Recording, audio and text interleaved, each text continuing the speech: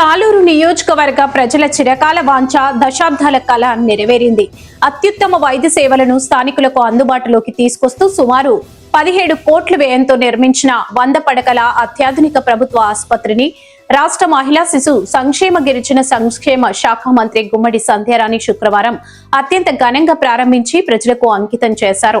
2019లో ఎమ్మెల్సీగా ఈ ఆసుపత్రి భవనానికి భూమి పూజ చేసి నేడు కూటమి ప్రభుత్వంలో మంత్రిగా అదే ఆసుపత్రిని ప్రారంభించడం గర్వంగా ఉందన్నారు. ఈ సందర్భంగా మంత్రి మాట్లాడుతూ కూటమి ప్రభుత్వం అధికారంలోకి వచ్చిన వెంటనే పెండింగ్ లో ఉన్న పనులను పరుగులు పెట్టించి యుద్ధ ప్రాతిపాదికన ఈ ఆసుపత్రిని సిద్ధం చేస్తామని ఆమె పేర్కొన్నారు.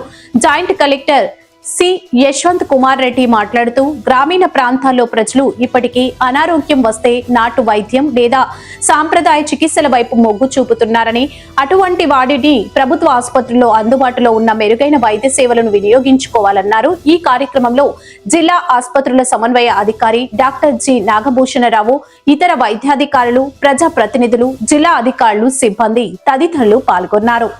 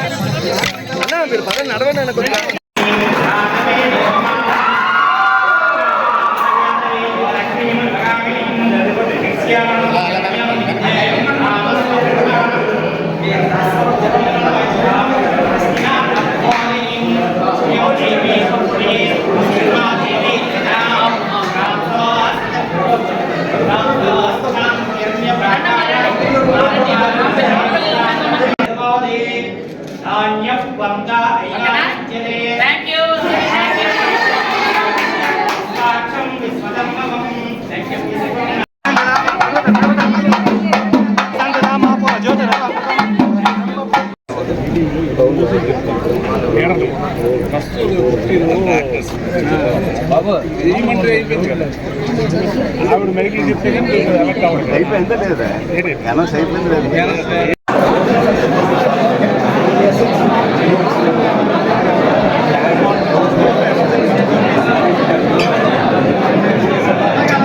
నాయుడు గారు 2018లో 100 పడకల హాస్పిటల్ శాంక్షన్ చేశారు. 2019లో దానికి నిధులు కేటాయించి 2019లో ఇక్కడ మనం శంకుస్థాపన చేయడం కూడా జరిగింది.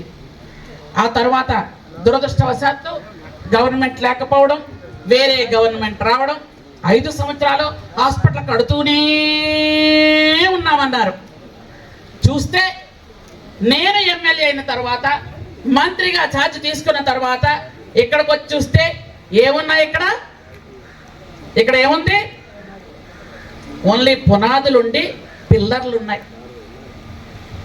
ఈరోజు గొప్పలు చెప్పుకొని పేపర్లో వేసుకొని ఈరోజు వాట్సాప్ గ్రూపుల్లో పెట్టుకుంటున్నారే, నిజంగా మీకు సిగ్గుందా అడుగుతున్నాను నేను.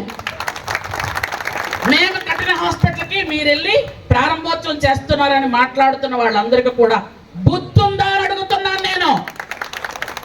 ఆ రోజు ఇక్కడ చూస్తే ఇక్కడ డాక్టర్లు నాకన్నా ముందు మాట్లాడిన డాక్టర్లే చెప్పారు అక్కడ కళ్ళు ఉంది అని.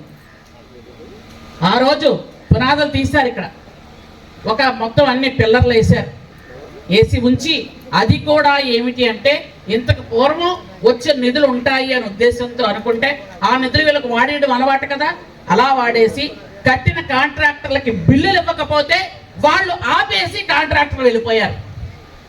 వచ్చిన తరువాత మన ప్రభుత్వం వచ్చాక, మన కూటమి ప్రభుత్వం వచ్చాక, మన చంద్రబాబు నాయుడు 4వ ముఖ్యమంత్రి అయిన వచ్చిన వెంటనే సార్ ఆ రోజు మీరు మాట ఇచ్చారు మా సాలూరికి గిరిజన నియోజకవర్గానికి 100 పడకల హాస్పిటల్ ఇస్తారన్నారు సార్, మీరు ఇచ్చారు. కానీ 5 సంవత్సరాలు దాన్ని పట్టించుకునే నాదుడు లేడు సార్.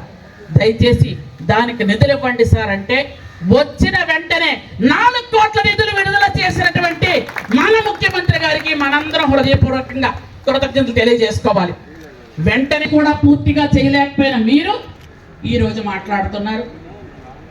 ఇంకొకటి ఏమిటి తెలుసా, గత కాలంలో మేము హాస్పిటల్ సోదాలో ఉన్నాడు, అలానే ఎమ్మెల్సీగా కూడా ఉన్నాను, హాస్పిటల్ ఎప్పుడు పూర్తి చేస్తామని అడిగితే గౌరవ ప్రతిపక్ష ఇప్పుడు ప్రతిపక్షంలో ఉన్న జాయిన్ చేస్తాను అని స్టేట్మెంట్ ఇచ్చారు.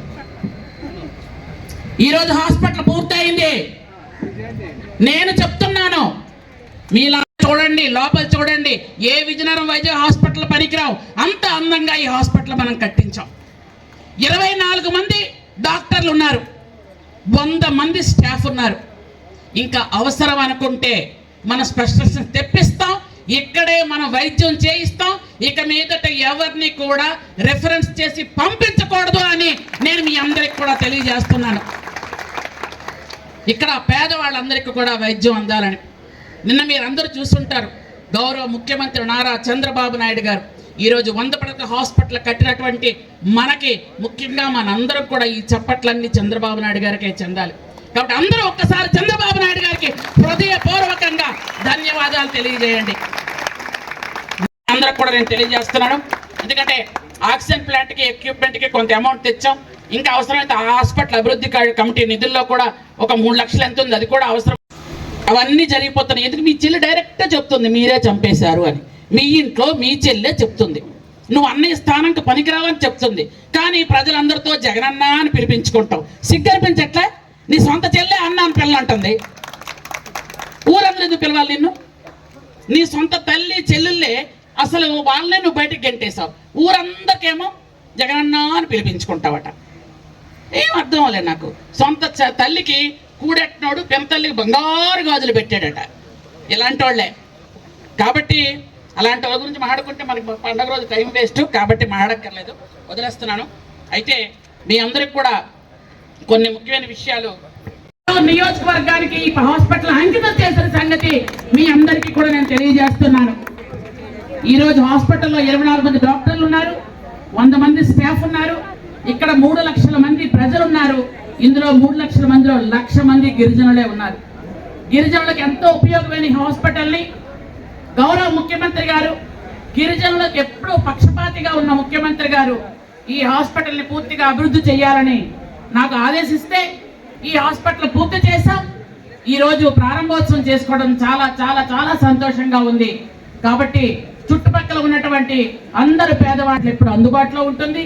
ఇక మీదట మనం ఏ ఇబ్బంది వచ్చినా, ఏ రోగం వచ్చినా, ఏ ఇబ్బందులు ఉన్నా సరే మనకి రెఫర్ చేసి ఏ విజయనగరం ఏ వైజాగ్ వెళ్లాల్సిన అవసరం లేదు. మనం ఇక్కడే 100 పడకల హాస్పిటల్లోనే మనం పూర్తి సేవలు అందుకోవచ్చు. కాబట్టి ఇక్కడ ఉన్నటువంటి గిరిజన గర్భిణీలకు కూడా వసతిగృహాన్ని మనం 2 కిలోమీటర్ల దూరంలో పెట్టాం. ఇప్పుడు ఆ వసతిగృహాన్ని కూడా ఈ హాస్పిటల్లోకే మారుస్తున్నాం. ఇక్కడే గిరిజన గర్భిణీలు ముందుగుండా ఇక్కడ వచ్చి వాళ్ళు ఇక్కడే పౌష్టికాహారం తీసుకొని సుఖప్రసవం అయిన తర్వాత వాళ్ళ గమ్యస్థానాలకు కూడా మేమే చేర్చడానికి కూడా ఇక్కడ అన్ని ఏర్పాట్లు చేయడం జరిగింది. అలాగే అంబులెన్స్ అందుబాటులో ఉన్నాయి, అన్ని రకాల మందులు అందుబాటులో ఉన్నాయి. కాబట్టి ఇవన్నిటికి కూడా సహకరించినటువంటి ముఖ్యమంత్రి వర్యులకి, అలాగే వైద్య శాఖ మంత్రి గారు మన సత్యకుమార్ యాదవ్ గారికి నా హృదయపూర్వకమైన ధన్యవాదాలు తెలియజేసుకుంటూ, ఈ హాస్పిటల్ మధ్యలో ఆగిపోయిందని నేను కోరగానే మా యువ నాయకులు లోకేష్ బాబు గారు ఈ హాస్పిటల్ గురించి పూర్తి శ్రద్ధ తీసుకున్నందుకు వారికి కూడా నా హృదయపూర్వక నమస్కారాలు తెలియజేసుకుంటూ, నాయకులందరూ సహకారంతో నేను అభివృద్ధి చేసుకుంటున్నాం. కాబట్టి ఈ పాత్రికేయుల సహకారం కూడా పూర్తి స్థాయిలో మాకుంది. కాబట్టి అందరికీ హృదయపూర్వక ధన్యవాదాలు తెలియజేసుకుంటున్నాను. Thank you. జై హింద్.